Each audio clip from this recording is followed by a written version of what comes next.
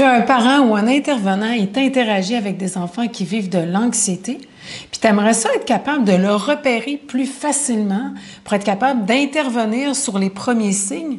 C'est pas toujours évident, hein, dans le feu de l'action, de repérer les comportements chez les enfants puis de faire des liens avec l'anxiété. Parce que l'enfant qui vit de l'anxiété, bien, son comportement, il va changer. C'est pas nécessairement tous les comportements non plus qui sont source d'anxiété. Dans cette vidéo, on va décortiquer 1. C'est quoi l'anxiété? 2. On va comprendre un peu plus le ressenti émotionnel dans l'enfant et ce qu'il vit. 3. On va regarder les signes de l'anxiété, les comportements. 4. On va regarder les déclencheurs, les perturbateurs qui peuvent causer cet état-là. 5. On va regarder les causes et on termine avec 6. Quand consulter. On va développer aussi une posture plus empathique en prenant un pas de recul et en étant capable de repérer les signes. Et lorsque l'anxiété, le seuil de l'anxiété est trop élevé, savoir quand consulter. Bonjour, ici Cindy et bienvenue dans cette Minute Tonique.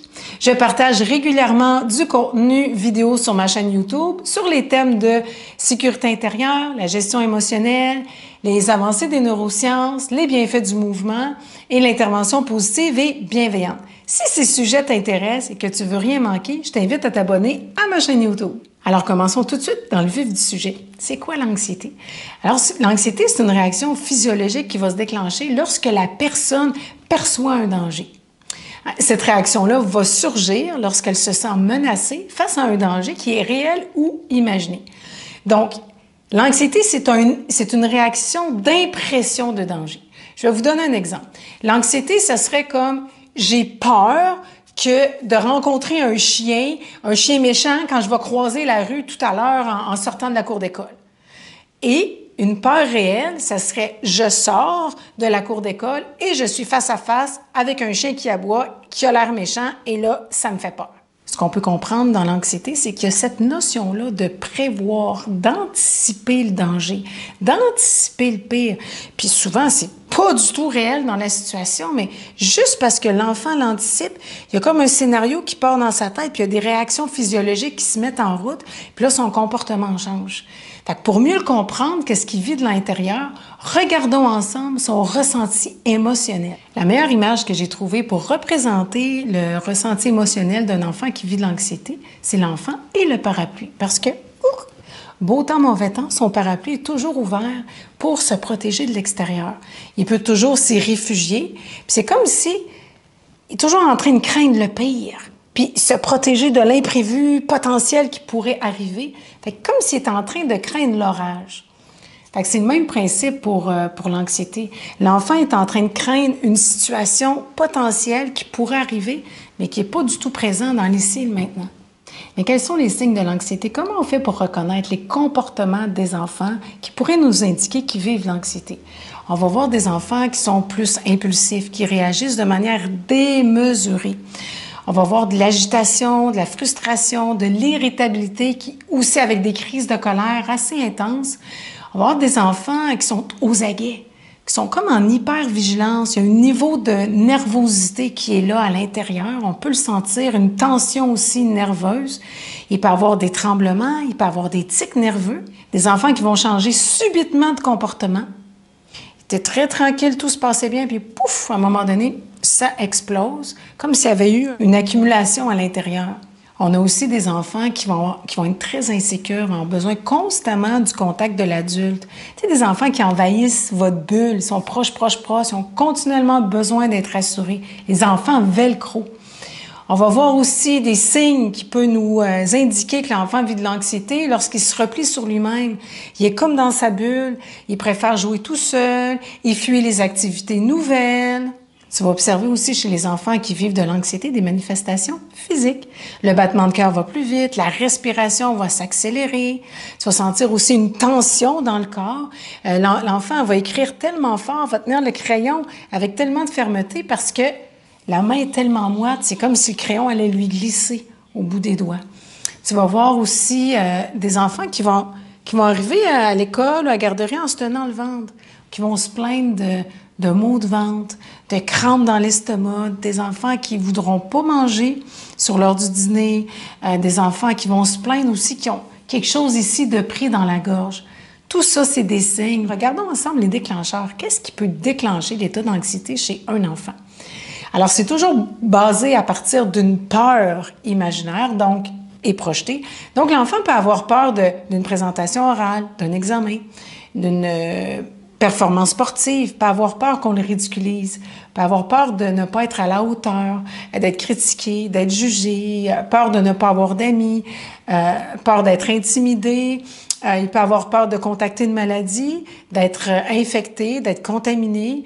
Il peut avoir peur aussi que ses parents se séparent. Il peut avoir peur des chiens.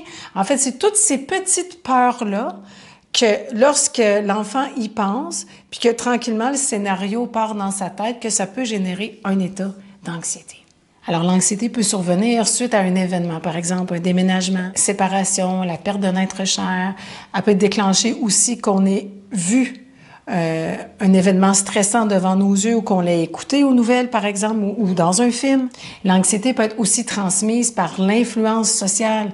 Un être proche de l'enfant qui vit de l'anxiété, ben ça peut créer automatiquement de l'anxiété chez l'enfant parce que c'est une éponge. Si l'enfant est exposé à des situations qui le rendent anxieux, des situations anxiogènes comme des conflits familiaux, de la négligence, de la violence ou qu'on se montre indifférent à ses besoins de base, puis il ne reçoit pas l'attention puis l'écoute dont il aurait besoin. Quand il manque de structure et de routine, par exemple, quand les enfants aussi passent de chez maman à chez papa, il n'y a pas nécessairement la même structure et la même routine des deux côtés.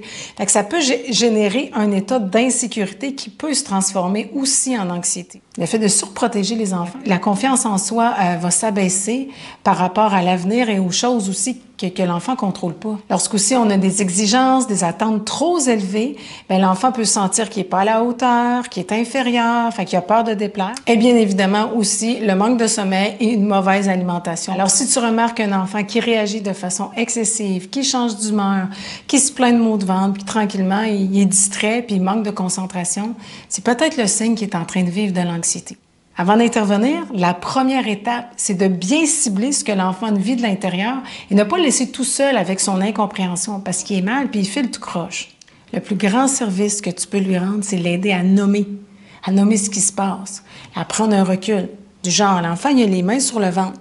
Je dis, Étienne, je remarque que tu as les mains sur le ventre. Est-ce que c'est possible que tu aies mal au ventre? Est-ce que c'est possible que ça gargouille puis tu te sentes pas bien? Puis ton cœur, il est comment? Est-ce qu'il bat plus vite? Puis ta respiration, tu as l'air un petit peu essoufflé. Donc, aider l'enfant à prendre conscience des sensations physiques qu'il y a dans son corps, de qu'est-ce qui est en train de se passer à l'intérieur, puis de lui dire probablement que tu vis tout ça parce qu'il y a un grand stress dans ton corps, puis tu as peur. Tu as peur que ça se passe pas bien, tu as peur de ne pas être à la hauteur. Est-ce que c'est possible? Et là, on peut engager une conversation. Est-ce qu'il s'est passé quelque chose dernièrement qui t'a dérangé, qui t'a bouleversé? Hein? Je sais pas, est-ce que tu as eu une mauvaise nouvelle? Est-ce qu'il y a eu un changement dans ta vie, dans ton entourage? As-tu perdu des amis? Tu sais, on piste. On va pister justement dans les déclencheurs qu'on identifie pour que l'enfant puisse faire des liens entre ce qu'il vit puis une situation. Ensuite, on va lui expliquer que ce sont des signes, son organisme va sécréter, va produire ces signes-là pour le protéger. C'est pas lui, il fait pas exprès, il n'est pas responsable de ça, ça se fait de manière automatique. Alors ça, c'est important parce que ça va lui permettre de prendre un recul, de se détacher de l'état de mal-être qu'il est en train de vivre et de comprendre qu'il n'est pas responsable. Fait que ça déculpabilise beaucoup parce qu'un enfant qui vit de l'anxiété, il a tendance à critiquer ses réactions, se juger, s'auto-juger lui-même, puis avec aussi des phrases qui partent en rafale dans sa tête du genre « je suis pas bon, j'y arriverai jamais, je suis un vaurien, je suis incompétent, je fais jamais bonnes affaires », puis là, ça tourne. Et quand on aide un enfant à mettre le doigt sur ce qui l'insécurise, à lui offrir un espace où il peut parler de ses émotions sans être jugé, il peut être pleinement accueilli dans ce qu'il vit et obtenir le soutien, puis on est en train de réduire son niveau d'anxiété. Et parfois, malgré nos bonnes intentions, nos bonnes stratégies pour écouter l'enfant, l'accueillir, identifier, repérer les signes, prendre du recul, se décharger de la culpabilité, bien, parfois l'anxiété va rester. Alors, quand consulter? Alors, grosso modo, gardez en tête la règle de 1 mois. Si la situation perdure pendant 1 mois, puis il n'y a pas d'apaisement, on vous recommande fortement de consulter un psychologue, un médecin ou un travailleur social. Si l'anxiété nuit au fonctionnement quotidien de l'enfant, qu'elle affecte son sommeil, son alimentation, l'enfant ne mange plus ou, par exemple, mange trop, et que cette situation-là est devenue une détresse et prend des proportions démesurées, il est temps rapidement de consulter un professionnel de la santé. Alors, c'est tout pour aujourd'hui. J'espère que ça t'éclaire à comprendre un peu plus le ressenti émotionnel de l'enfant, à pister les premiers signes, les déclencheurs, les causes, pour avoir des interventions beaucoup plus justes et beaucoup plus empathiques. Je suis curieuse de savoir si tu as aimé le contenu de cette vidéo-là. Si c'est le cas, poup, tu peux me faire un pouce ou m'écrire un commentaire dans la boîte de commentaires en dessous de la vidéo. Je t'invite aussi à partager autour de toi si tu sens que ce contenu-là peut aider un parent, un intervenant qui interagit avec des enfants qui vivent de l'anxiété. Et si c'est pas déjà fait, je t'invite à t'abonner à ma chaîne YouTube. Je publie régulièrement du contenu sur la gestion des émotions, la sécurité intérieure, les avancées des neurosciences, les bienfaits du mouvement et la pédagogie bienveillante. Et je suis trop contente de rendre ces outils, ce contenu-là accessible et j'espère de tout cœur que ça te permet de mieux repérer les signes de l'anxiété pour apaiser l'enfant. À bientôt!